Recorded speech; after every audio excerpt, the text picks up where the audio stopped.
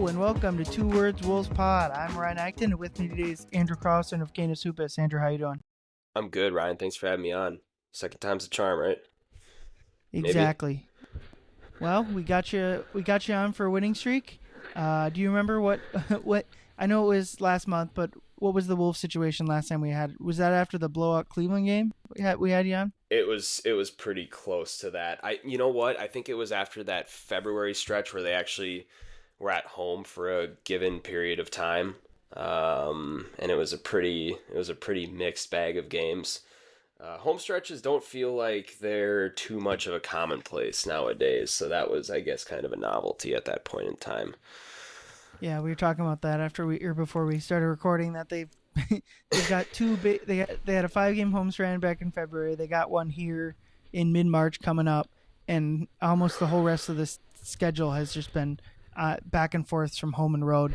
So it's been a weird one, but I guess we're looking forward to them being Friday, March 14th to Friday, March 21st. So that's 8 total days. They got 5 games at home. So during an 8-game stretch, they got more than half the days covered with home games. Yeah, but you know what? I think the crazy thing about that is, so I'm looking at it now because it all kind of melds together at this point in time. But it was that Kings, Bulls, Rockets, Trailblazers stretch where like the vibes were pretty good after that Trailblazers game. The Bulls game maybe not so much because they blew that 23-point lead. But when you really look at it, my specific opinion of the team hasn't really changed since then. I've kind of felt the same way, even though the results were vastly different on a homestand. But yeah, nonetheless, I don't know. The team never really fails to surprise. Yeah, basically during that stretch, they were missing 3 starters almost all of those games. Donte and Julius got hurt before that stretch, and then Rudy during that stretch got hurt, and they started losing games mostly because they were missing players and playing tough teams. They lost, they lost like what 1, 2, 3, 4, 5 straight games to not Oklahoma City. For whatever reason, they were able to beat Oklahoma City 2 out of 3 times and went 0-5 against everyone else. Yeah, it wasn't good. You know, that very beatable team, the Oklahoma City Thunder. You know, free game, yeah, I guess. And the juggernaut that is the Bucks without Damian Giannis. Oh. So, kind of par for the course with this organization and this team, I guess. But weirdly, they've kind of righted the ship. Not exactly weird given the quality of opponent, but like they've had very few like just mid-fourth quarter, they've got it handled. They win they kind of cruise down to the finish line. And they've had 3 straight of those. They beat Phoenix by 18, Philly by 14, and then Charlotte on Wednesday by 15. All of which kind of followed a similar script. Well, it was kind of like either not great first quarter, not great first half, and then just kind of stole the game or just put the game away in the third or fourth quarter, which kind of felt like was the script last year. Not that they struggled more in early in games than they did then, but it was me. My biggest takeaway kind of is like they struggled so much in clutch time, and they probably still have issues to figure out there. But my biggest thing was like, in the meantime, can we avoid clutch time? Can we take a 5-point lead and turn it into a 15-point lead? Can you take a 5-point deficit and grab the lead back? Because like I mentioned that Milwaukee game, they had like a 13-0 run in that game, and they were still losing because they went down so much early. And that's kind of been a theme, or just going down early, and at least against these bad opponents like Charlotte and Philly and Phoenix, like that hasn't been happening. Yeah, absolutely. And I think it shows a lack of secondary scoring in my mind. I think even though Jaden McDaniels has had a really, really, really good stretch, and I know we'll maybe get to that a little bit later. Jaden McDaniels had a good stretch. Naz Reid. I have opinions on Naz, even though I have a very similar affinity for him as many Wolves fans do. I think it showed a lack of secondary scoring. I think it showed a reliance on Ant that was maybe unfeasible and unsustainable at the time. And I think too, it shows that it's no coincidence that the Wolves have now won 8 straight games with Julius Randle in the lineup, and I think that highlights the amount of the amount of secondary scoring that's maybe needed in the rotation. And so I think that it gave and underscored quite a few things. And I think I can confidently say that now that reinforcements are on the way, and with Donte DiVincenzo now back as the starting point guard, that things are looking up. I mean, there's no two ways about it. And it also does kind of say quite a few things about the Wolves, and the fact that, yes, they do have the easiest schedule down the stretch here. I know that's been a pretty common talking point, but what does it say up to this point that they were able to kind of be 4 games above 500 with, 3 starters missing for a pretty prolonged, or 2.5 starters missing for a prolonged period of time, and you were able to kind of stay 4 games above 500. So I think there's a couple different things there that you can kind of look at up to this point. Yeah, I think that's a really good point, that the Randle situation this year has just been very interesting, because I do think that one of the biggest reasons they struggled early on in the year was his play, and was the stuff he was struggling with, and the attitude, and just all of it that was going on. And Donte, to a certain extent as well, was not playing well. And it was kind of unfortunate that really, as both of those guys started playing better, they each got hurt. I mean, it's a pretty clear, like you said, they've won 8 straight with Randle in the lineup, although one of those he got hurt early in the game, so it is a little bit of a skewed. a rhetorical trick. But you can't take a Utah win for granted, though, right? In Utah, I guess not.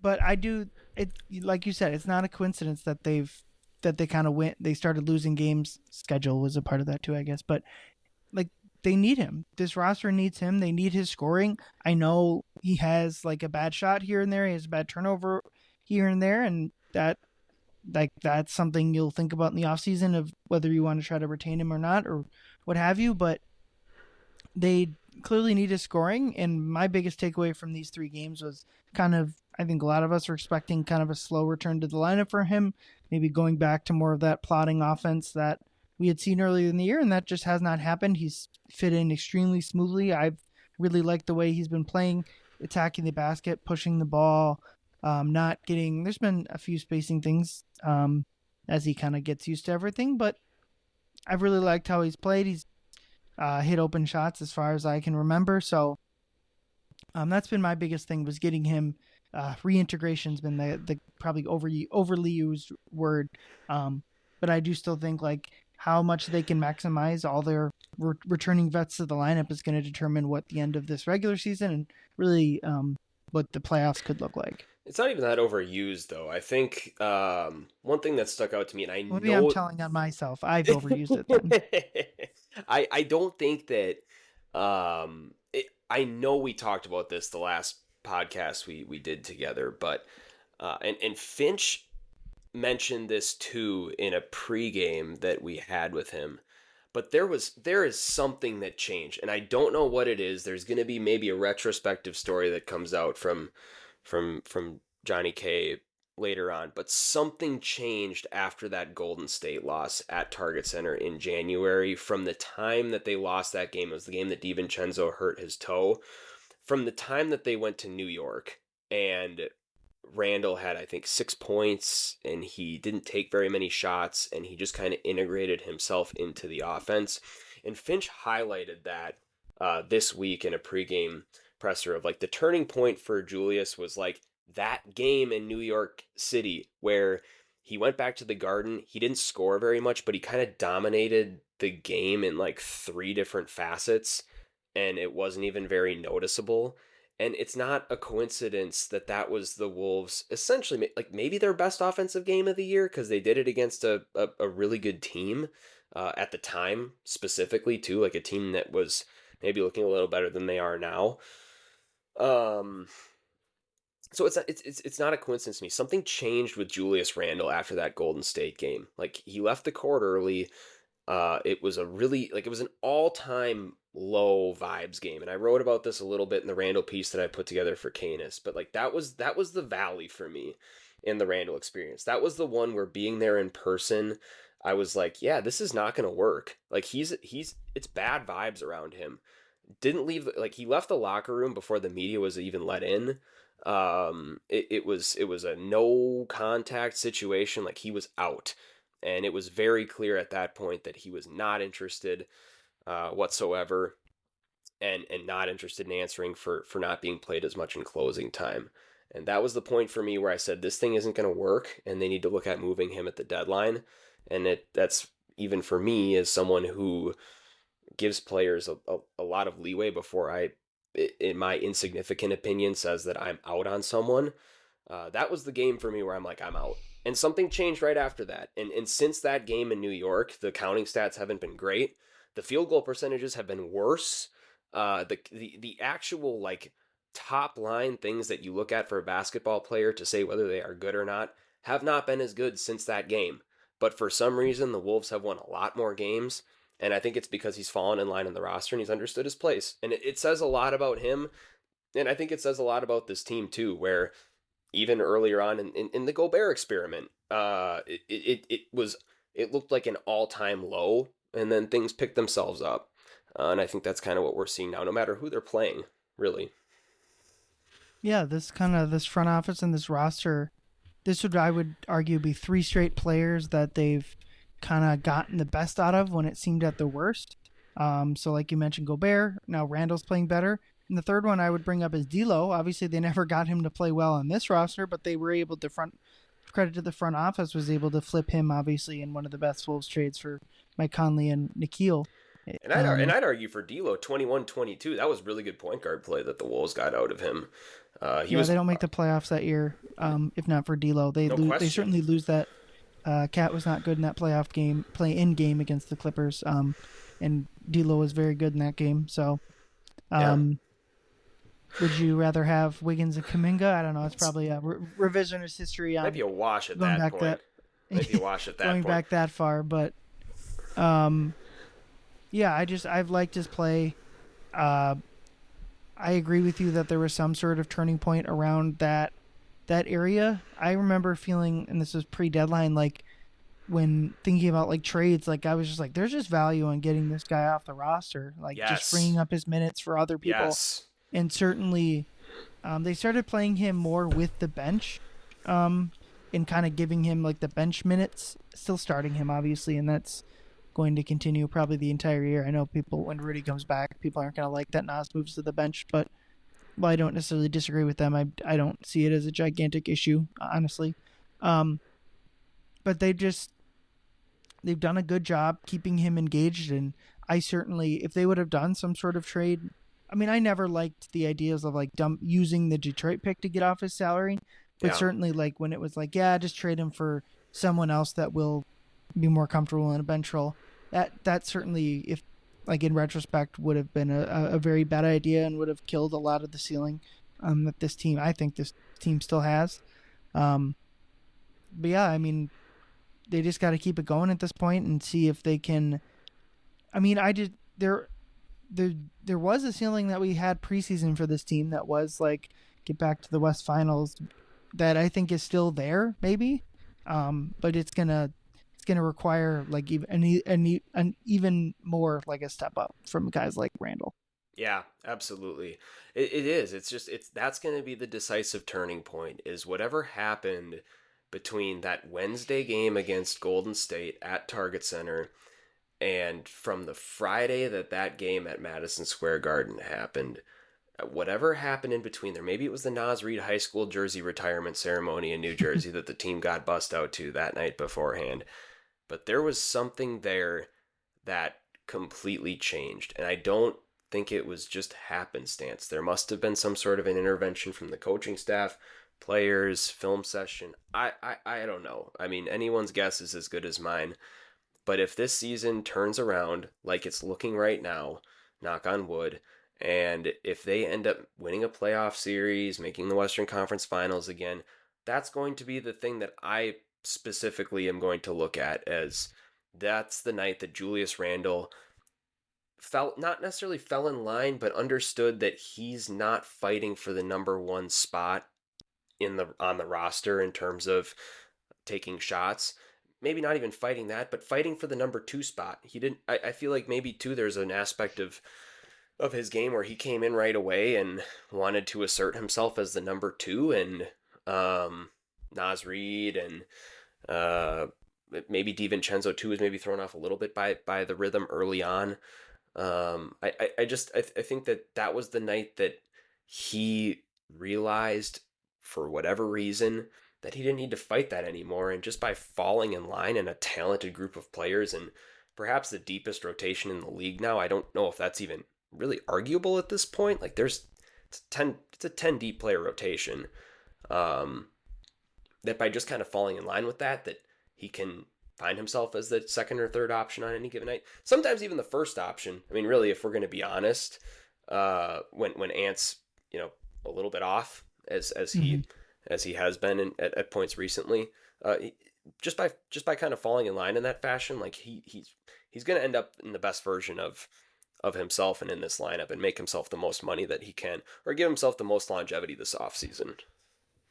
Yeah, the defense and rebounding have probably been the biggest things. Those have increased when they traded Cat. Like, that's a big, especially in the non-Rudy minutes. Like, they just need more rebounding, and him and Jaden especially have done a much better job at that. And like, thinking big picture about Randle, I'm not sure much has changed for me on that end. And in terms of, I would still prioritize certainly Nas over retaining Julius. But one thing I think it's done is if he does pick up that player option, which I continue to think is unlikely, but certainly possible. If he does pick that up, I just think that's a tradable number if that's what they want to do. And honestly, like, part of me thinks that like that might be the best case scenario for the Wolves.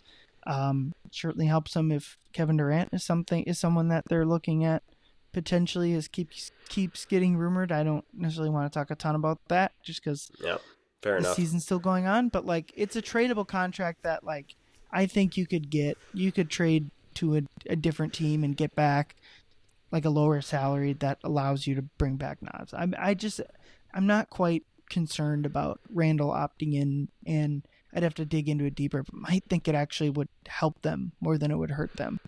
Yep.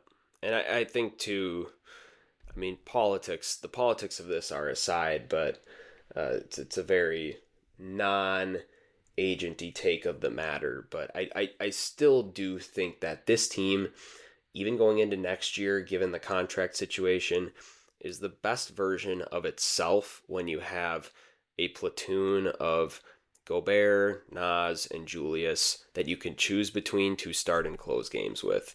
Whether it is being able to pick up the pace, have more isolation scoring at the post, or be able to sit down and defend a little bit more in the half court. I think that gives this team an advantage over other teams in the league that they simply don't have. And if the casualty of that is letting Nikhil walk, it hurts. Like, that hurts, no question.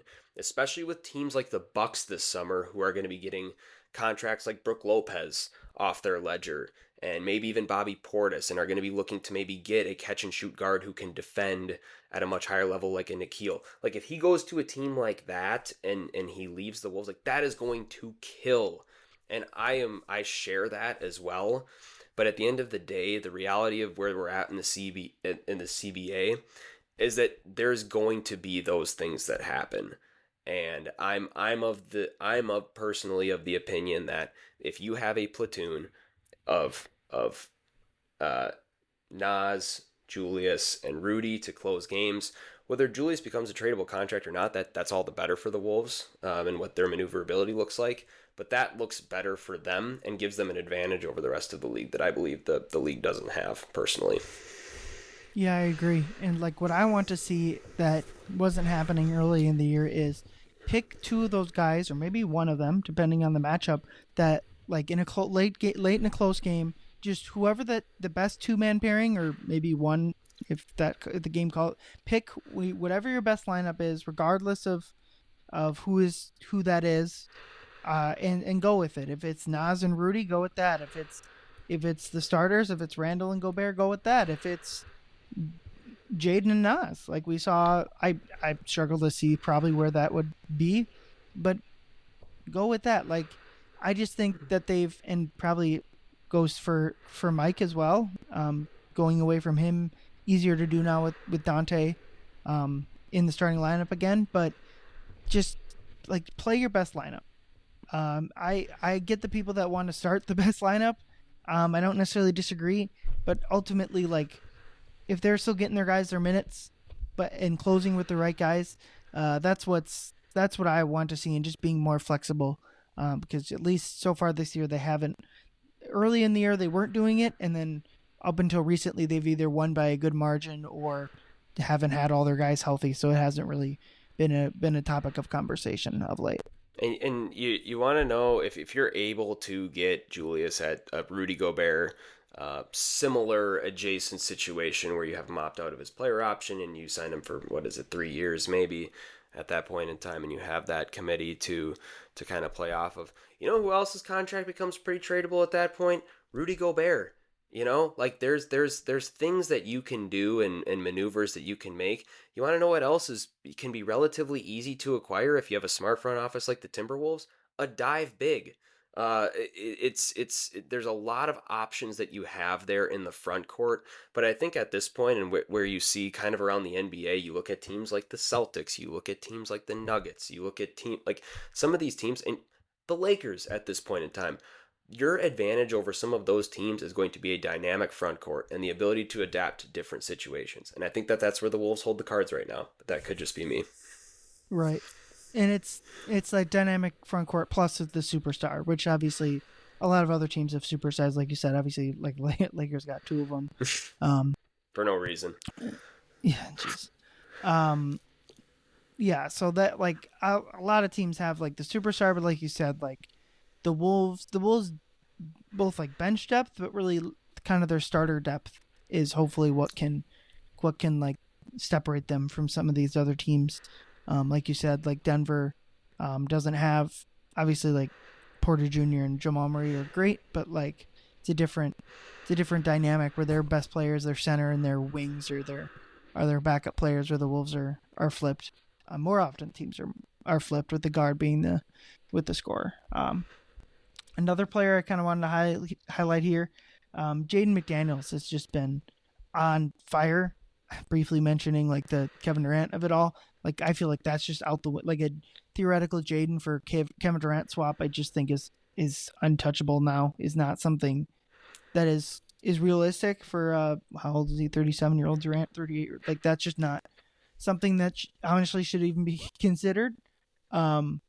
But he's averaging, in the 3 games since Randle's come back, he's averaged close to 20 points. That's kind of been like a worry when Randle came back, that like Jaden would lose whatever rhythm he had, and that hasn't been the case so far. I guess we'll see if we'll do all this exercise again when Gobert comes back. But I think he's been fantastic, and like the biggest thing with his game is he's made like he's made 40% on 5 attempts in these 3 games, from 3. But like the biggest thing is not just settling for those shots, kind of taking the ball and going to the basket and hitting like those tough fadeaway mid-range shots, or those like fall away, I don't even know, like short mid-range paint mid-range shots that he's been so good at. That's been really impressive and really good sign to see that now that Randle's back, taking up a little bit more of the ball handling duties, that Jaden has continued to play well through that as well.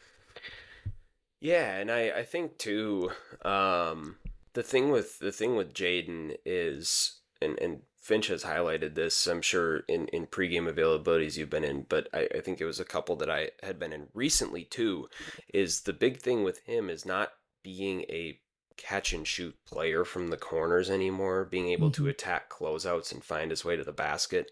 I think he's the best mid-range scorer on the team. I think that Ant may take a little bit more volume from the mid-range, but Jaden is like, when he gets to the elbows or even inside of the elbows, no matter what the contest is, you feel good about that shot almost every single time. And I think the big development with him is the ability to get to his spots. That's something where, I mean, you look at something that maybe a player that's taken a bit more of a hit this year, like a John Morant, who's maybe on a more elite level than Jaden, obviously, but he hasn't been able to get to his spots as easy. You watch him last night against Oklahoma City, and that's been something that's been a little bit more of a struggle for him. Something that's been inverse with Jaden is, instead of actually settling for shots where maybe he's not as comfortable with, he's able to get to his spots and a little bit more confident in getting to his spots from the elbows and in. like maybe 10 to 15 feet. And it's been super beneficial, and that's what's got him going from three too. I mean, last night that was maybe the best game from downtown that he's had all season, if my recent memory serves me right. And that's kind of what he is. Like, he has to, instead of a barometer for ball movement that Finch has described him as previously, he's graduated to, if his shot's going in from deep, that means that he's been able to get himself going from inside the perimeter. At least that's what it tells me. Yeah, that's true. And he had one play, I think it was last night, where he just got a step on his defender and just dunked it on him. Like, that's something that earlier in the season was just not happening. They're using him more as a screener. Maybe that, again, with Gobert, maybe that lessens. But I think they've just been doing a better job integrating him into the offense, keeping him involved, and not just like the worst Wolves offense. And I do think they can work on this too. Is like just like swing, and then it's just Jaden bricks a three in the corner, and every time it happens, it's just like, because the defense was willing to give up that shot. He doesn't shoot even like 33% on him. I don't think, even wide open from the corner. I don't know if that's a skill you can get better at. I mean, if he could, I think it would help the Wolves offense in general if Jaden could knock down wide open corner threes to at least to like a 35% clip. But in the meantime, I think it's good that he's been able to find other offense and been really efficient, like scoring 29 last night, being their leading scorer. It's been, and then like his rebounding is like, how many times did Jaden the last year or so have like just 1 rebound, 2 rebounds? He's like averaging, I'll look up the exact numbers, but like he had 10 rebounds last night. Like, there was a stretch in his career where like a 10 rebound game would have been like, oh my God, from Jaden. Unbelievable. And now they're right? coming consistently. Let's see if I can find let me find an arbitrary mark that I can pick out to prove my point about his rebounding. And he's like the KD. He has the KD thing to him where he's listed at 6'9", where KD's listed at 6'10", but like KD is a true 7-footer. Like, I don't think there's really any like two ways about that at this point. Jaden's listed at 6'9". Jaden's close to 7 foot. He is a 7-footer. Like, it is pretty close to him being a 7-footer.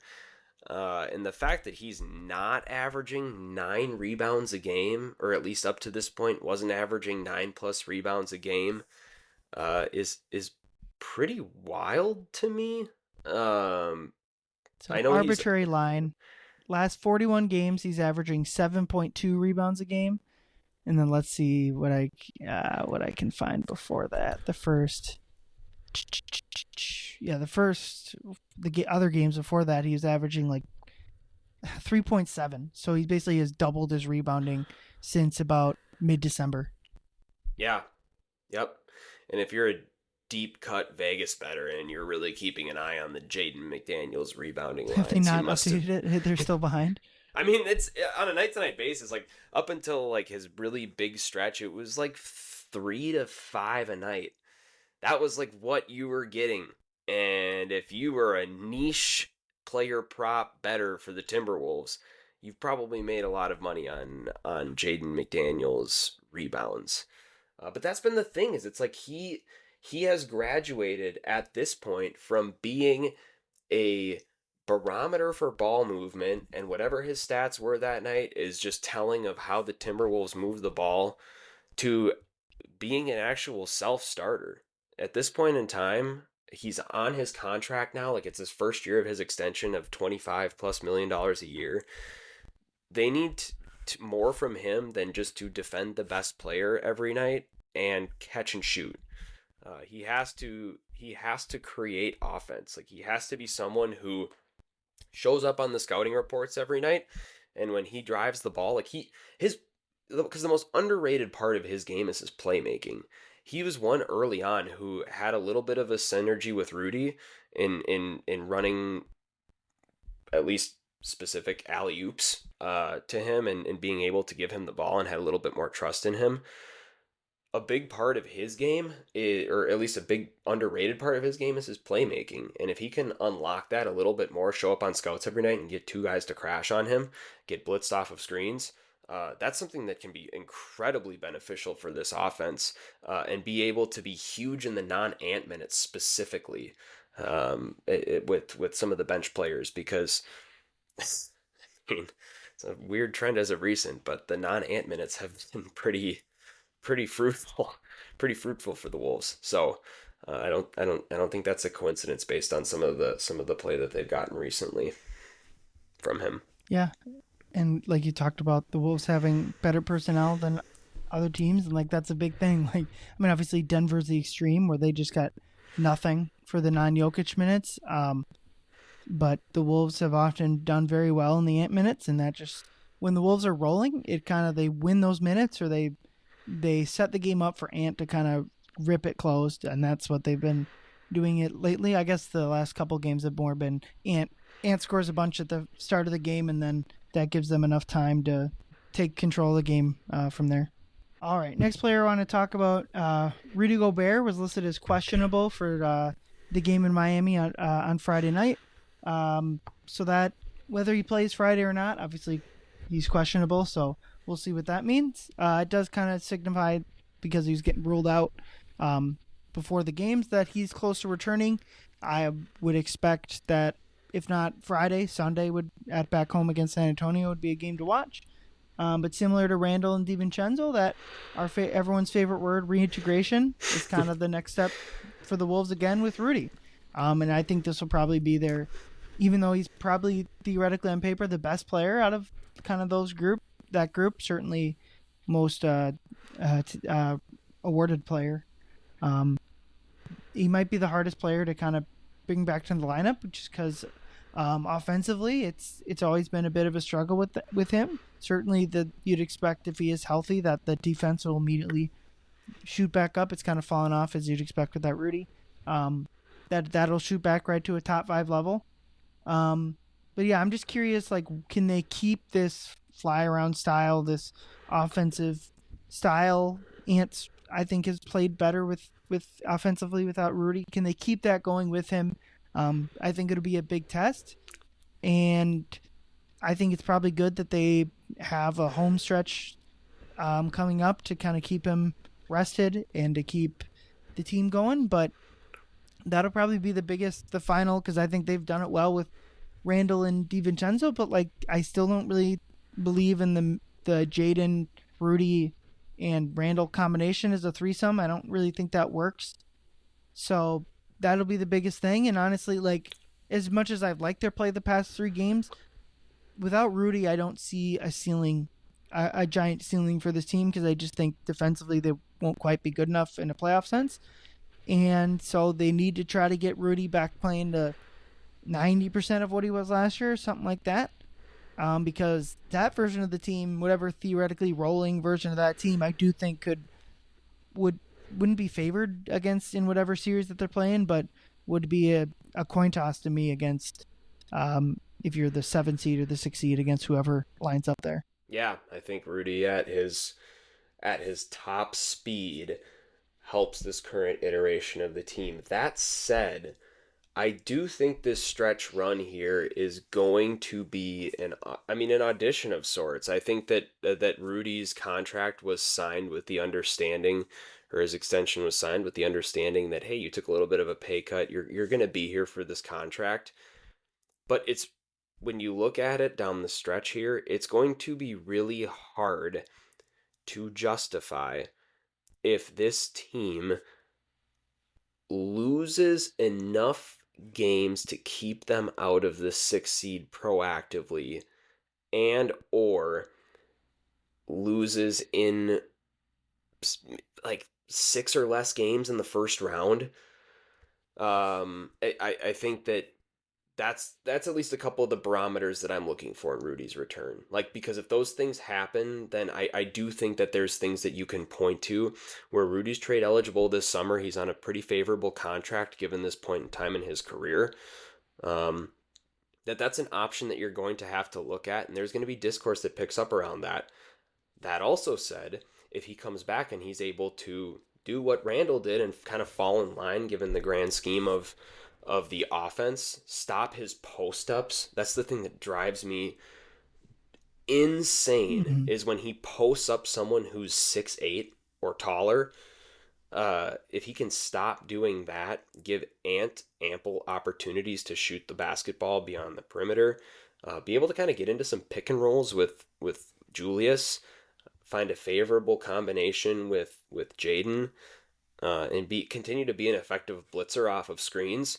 I think that those are things that you can look at, and that he's been effective at too, effective enough at, where those are bankable things heading into a postseason stretch, and especially too if the Wolves get out of the play-in and they end up being that 6th seed and maybe see themselves in a Denver matchup. I mean, that's Rudy's prime opportunity to be able to put himself out there, and be someone who continues to kind of prove his worth, as a member of the team, and someone well worth of that 3-year extension.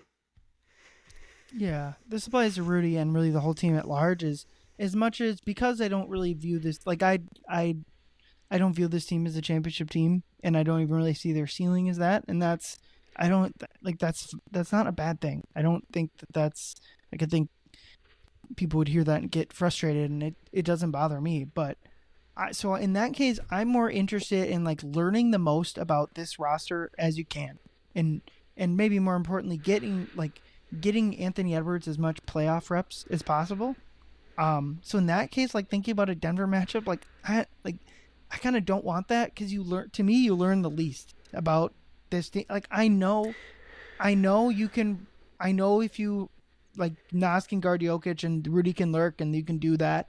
And I know that if you put Rudy on Jokic, he's gonna get torched. Like there's not as much to be gained there. Where if they play with this Lakers version, or if they can get up to somehow the 5 seed, and get Memphis, like that. To me, like those are matchups you'd learn more from. And obviously Memphis would be the easiest matchup of those. I would have to honestly sit long and hard about whether if the goal is winning a playoff series, if I'd rather face the Lakers or Denver. I doubt they're going to get their pick. They're just going to try to get out of the play-in, and whatever happens. But yeah, that's my biggest. I kind of know what Donte is. I'm comfortable kind of writing off his early season struggles. I'm comfortable with who Randle is and what he can provide. It's not to say there's not more to learn, but that I'm relatively... So weirdly, the guy who's been on the roster as long as anyone, Rudy, is what I'm really trying to figure out is, can they get the offense to a playoff playable level that we really haven't seen? I mean, they made the West Finals, but ever. This offense really hasn't been good enough the entire time, and when they've won in the playoffs, it's been either by Ant going supernova or the defense going supernova. It's very rarely been like, oh, that was just a great team offensive game where they out-schemed everyone. It's like, no, we got one of the best players in the world, and we got one of the best defenses in the world. So can they get to that level offensively with Rudy? Because obviously the defense is always going to be there. Yeah, I think to your point, I mean, no, this is not a championship team, like Ryan. I agree with that.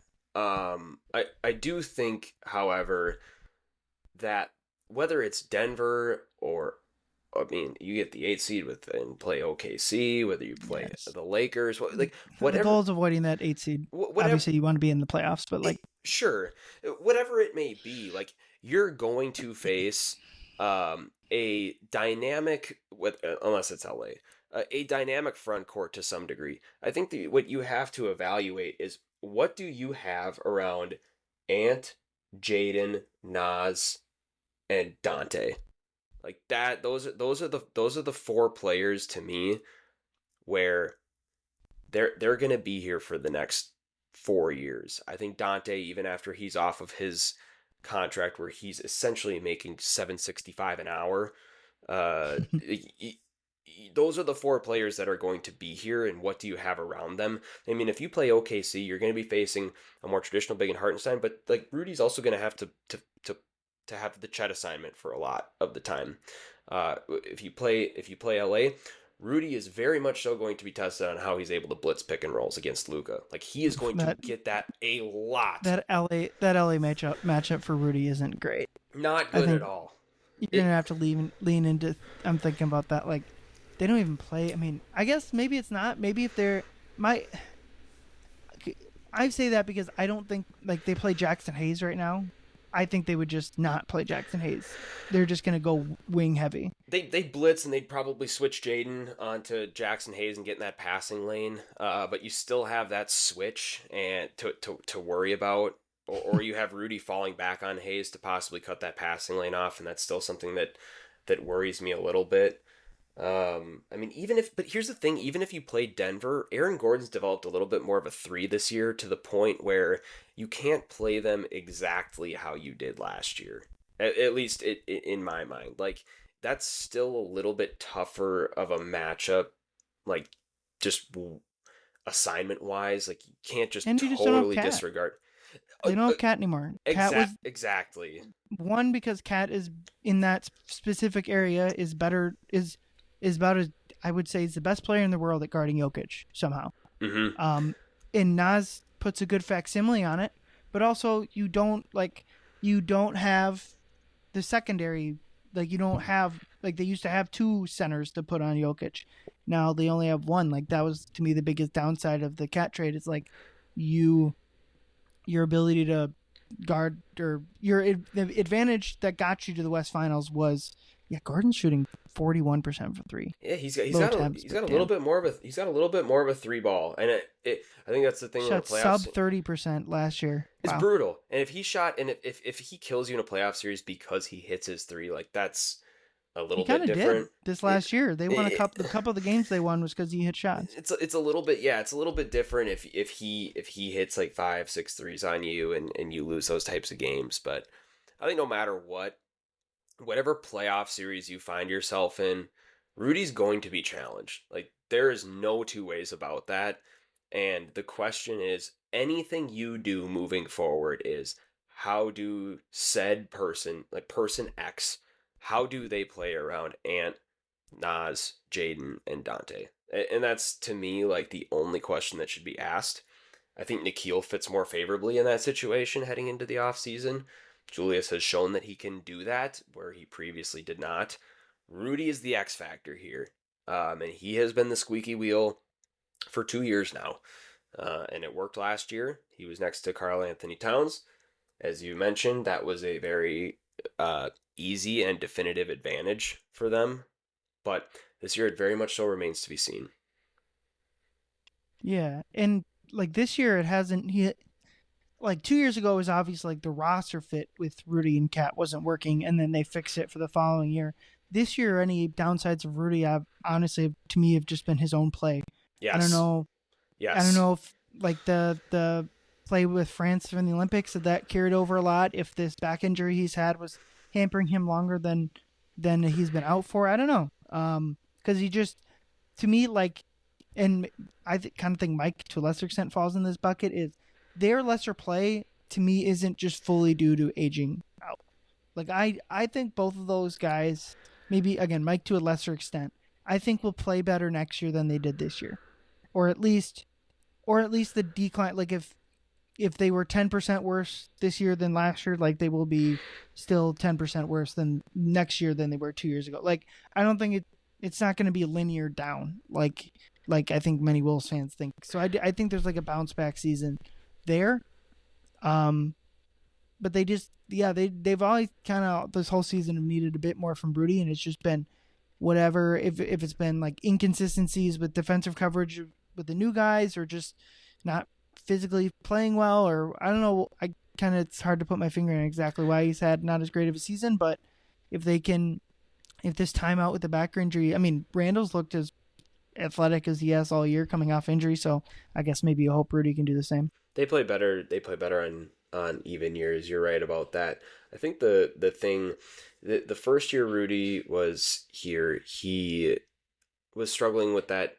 Was it a knee injury, and then maybe a little bit with his groin, and then there were the Eurobasket off season before. There were back spasms too heading into the playoffs. Like, it was just kind of an injured year, and he didn't have as many of those games where he played really, really well in the paint. I think the Golden State game, I do remember maybe in February, was kind of one of those Rudy games where it's like, this is what this could possibly look like. And then he punched a teammate. And that was something. I think this year, though, there have been enough games where he has outwardly dominated them where it's like I don't think there's anything health wise here. He was held out with the back spasms obviously over these last couple weeks, but like the San Antonio game is one that I keep going back to in December, where he had 17 rebounds or it was maybe he went 17 points, 15 rebounds, if I remember that stat line correct, right on Wembanyama, and like that was sandwiched in between two bad games of his. And it just whether it's inconsistency or he's just not quite there, I do think there has been a decline in his game in the paint defensively overall.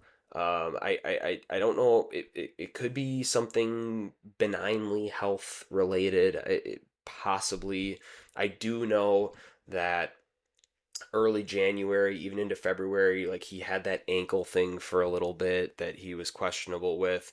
I noticed in the locker room too that he was wearing some sort of an ankle brace on that ankle too, even when he was playing. So there could have been some things there, but there have been too many games this year where he has looked outwardly dominant and then completely come back to earth afterwards. And I just do think that there's a degree where big men get beat up in this league and they still do show up and play well on a night to night basis. Like there is a level there of floor raising.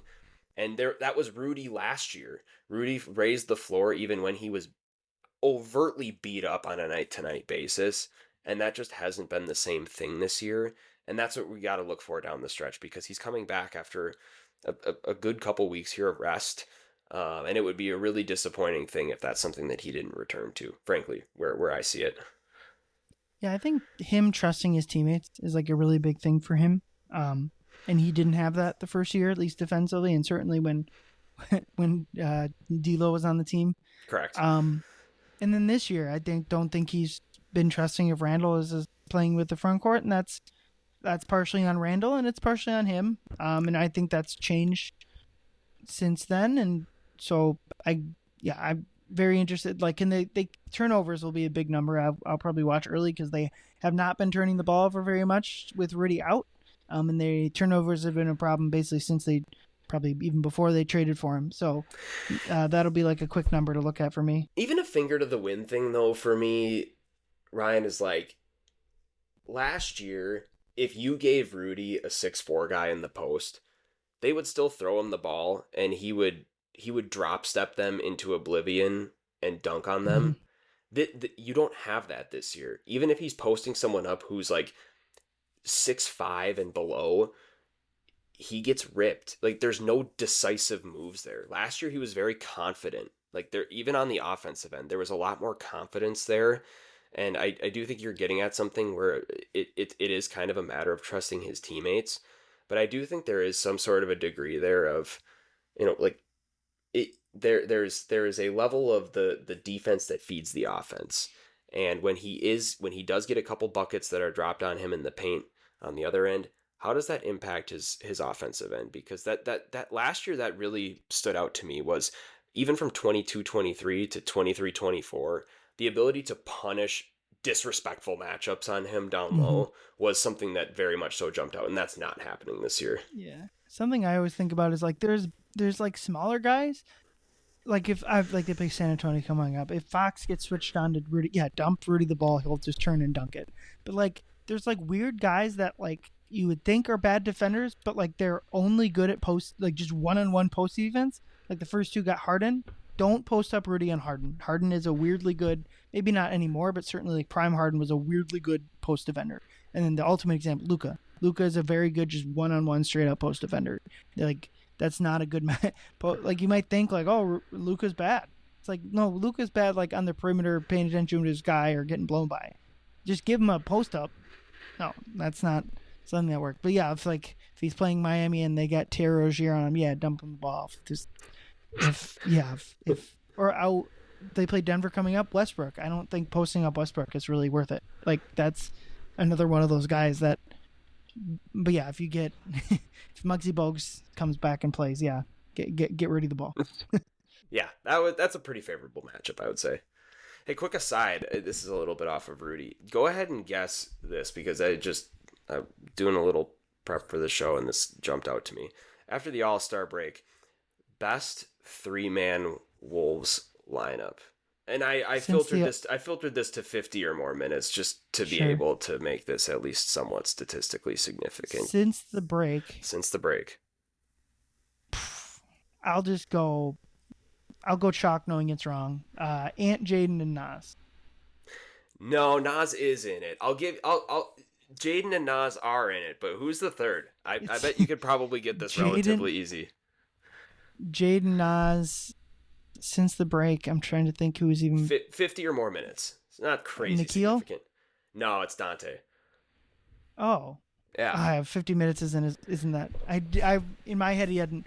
I guess he's been playing longer than. Okay, yeah. They have a 38 net rating together. Wow. 38. And Finch was talking about what combinations he wanted to get to the other night, before the game, before the Philadelphia game. Like, what are some things you want to get to? He lists Mike and Rudy right away. Obviously, that's kind of how he rolls. But yeah. A 38 net rating in 64 minutes together. Donte DiVincenzo, Nas Reed, Jaden McDaniels. 94 defensive rating, 133.0 rating.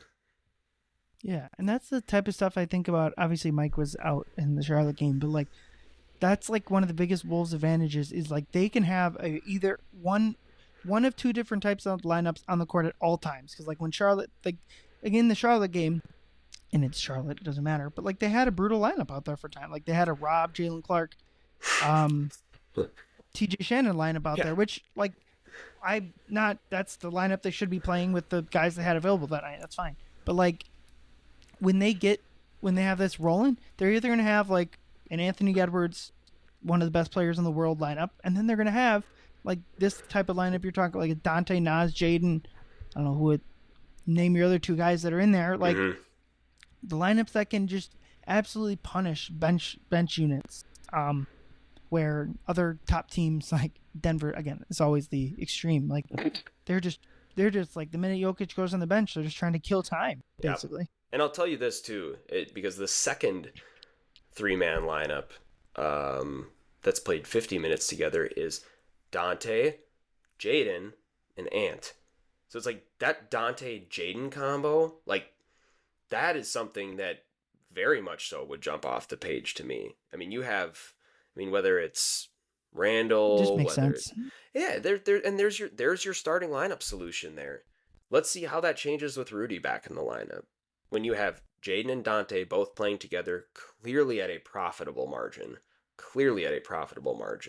Like, how does that change? What are some of the worst combos that they play with together? Because those are two players who defend really well, make the right play every single time, and have been hitting open shots on offense and also been able to get their own shot. So yeah, and I talked about I don't like the McDaniels, Rudy Gobert pairing. Like I don't think it's Rudy Gobert, Gobert and Randle pairing. Like the reason why I don't like it is because you have basically two half shooters in McDaniels and Randle and a zero shooter in Gobert, and like most of the times you need like 4.5 shooters at least. And if you have a zero shooter out there, you need 4. And so to play with basically 3 non-shooters is tough. But if you are going to do that and get away with it, you need to have two. The two guards got to be lights out from 3, and well, that's Ant and Donte. So maybe you can get away with it that way. And then when you are cycling through guys, that's when you get Mike his pairing with Gobert. You get Randle his bench lineup that he'd been successful with before he got hurt, which kind of leads to like that'll be what Finch needs to figure out. They've done a good job the last 3 games with it, and they're going to continue to and still try to work in Jalen Clark, Shannon, Rob Dillingham when it makes sense. I don't think they're going to, obviously their roles are going to go down a lot, but like thinking about the Lakers, I think Jalen Clark would be a good Luka Doncic kind of. They don't really, maybe no one does, but they don't really have a good defensive option for Luka, and he looked good against Shea. I'd be interested to see him try Luka at that point too. But yeah, it's gonna be on the coaching staff to figure all of this out. This Donte thing, though, man, thing is, like, I try to stay at least at a modicum of objectivity. This Donte is quickly becoming my favorite Timberwolf that I've watched. He is the X factor. Early in the season when they were dropping some games, the biggest thing that stuck out to me was a couple more of those shots can go down. I mean, this team probably has 4 or 5 more wins than they currently do. And right now, dude, like these shots that he's hitting in these step backs that he's been able to hit, some of these defensive rebounds that he's able to get. I mean, he is everything that you want in a guard. He is one of my favorite players that I have watched in a long time. And even in person on Tuesday, I'm sitting there, I'm like, this guy is really good. Like, he is really, really good. And he is going to be the unsung hero for this team if they go where people want them to. And if they move forward, he's going to be a part of that. And where they go, he's going to be a big part of. He is a really, really good player. And I think a lot of people are realizing that. They maybe didn't early on in the season, but I have been unbelievably impressed with him. He is really, really good. Without thinking about it too long, I'm not sure another team has a pair of 3-point shooters like Ant and Donte. Like, what other team has, like, I'm just scrolling through, like, league leaders in 3-point percentage. Like, Levine and Keon Ellis are up there for Sacramento. I would take Ant and Donte over that pair. I guess, like, Jokic and whoever, and, like, Michael Porter Jr., I guess. But, like, Jokic is a different type of 3-point shooter than a guard is. So, like, I mean, that's a weapon right there. Like, yeah, Jamal Murray's 40%, Michael Porter Jr. Like, that's a weapon. That, like, playing those two guys together, that creates so much space for everyone else. So, and he makes the hustle plays too, man. He makes the hustle plays on defense. The one against Philly was awesome, where he dove on the floor and just flipped it to the kill. He gets all of the rebounds too, like these tough rebounds that no one else wants to go get. And on top of that, he's making $11 million a year, and he's locked down for the next 3 years. How do you not get excited about that? I don't know. I mean, you can be the most high level of journalism major covering the Timberwolves, and that is an objectively awesome thing. Like, he is a really good player, and I think that the Wolves, that is the redeeming quality of the Karl-Anthony Towns trade. When the trade happened, that was the thing that I was like, this is the saving grace of the trade right here. Like, the Donte DiVincenzo edition of things coming off the playoffs last year, I never really bought into the 2 months, like you said earlier, where he had been down a little bit. I think he was shooting 39% from the field before he even came back. Like, that was how bad the first 2 months of the season were. But he has bounced back in a major way. Like, he is unbelievable in my mind. It's been fun. The last year, I just want to kind of look ahead at the schedule as we do at the end of most of these pods. So they got Heat on Friday, Spurs on Sunday. Chris Hine did this in his Star Tribune mailbag. People should go subscribe to that. But just kind of, he grouped the schedule into like buckets of games, which I kind of read with. So they got 4 tough games. They got 2 in Denver, and then Milwaukee and Phoenix at the end of April, or Milwaukee and Memphis, at the end of April. So that's 4 tough games. They got 4. Wolves will be favored, but if you lose, it's not the end of the world, certainly. Miami kind of falls in that category just because it's a road game. They got 2 against Indiana, and then what was the other one in my head? Maybe home Detroit. Yep. Probably falls into that category. Yep. So that's 4. You should win, but long season you're going to drop some of these games. Yep. And then they got 10 easy games. That's a San Antonio, 2 New Orleans, 2 Utah, home Orlando, home Phoenix, 2 against Brooklyn, who I guess they're going to make the play-in tournament. I guess. Which is crazy. So that's 10 games against easy. So, like, theoretically, you got 10 easy games, 8 other games. If you split the 8 other games and go even 8-2 against the easy teams, and I even think you probably should go 9-1, but we'll go 8-2. That's 12 wins, which would bring you to 47. And that's 47 will easily get you the 7 seed and would be a toss up to me at 6. I would have to then probably go do the same for Golden State. Do they have the tiebreaker? So do they have 12 wins on their schedule? I don't know. They likely Annoying do. that they were they probably do. So you probably got to go a little bit better. You got to pick up one of those easy games. You got to go 3-1 in those games like tomorrow against Miami. But annoying that Brooklyn was up 20 at the end of the first quarter and still lost to Golden State. So thanks for nothing there, Brooklyn. Unbelievable.